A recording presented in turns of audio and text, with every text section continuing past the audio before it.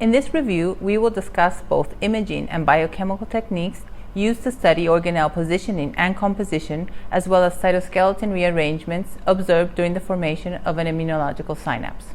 Initial stages of actin remodeling allow B cells to increase their cell surface and maximize the quantity of antigen BCR complexes gathered at the synapse. On the other hand, local recruitment of lysosomes together with the centrosome at the synaptic membrane can be coupled to lysosome secretion, which is known to facilitate the extraction of immobilized antigen.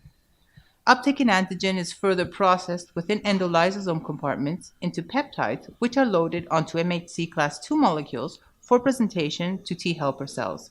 Therefore, studying organelle dynamics associated to the immune synapse is crucial to understand how B cells are fully activated. Immune fluorescence of B cells activated with immobilized antigens allow us to follow different cell components and how they can be recruited to the immune synapse.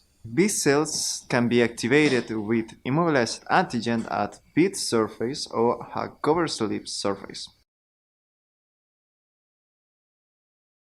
Antigen-coated beads are prepared by incubating specific ligands with amino beads previously treated with glutaraldehyde to activate amino groups. Resuspend activated beads in 100 microliters of PBS and vortex.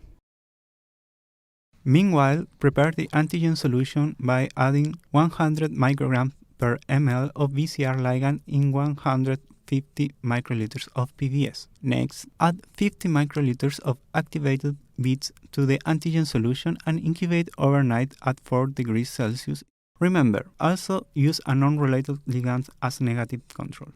After incubation, watch bead with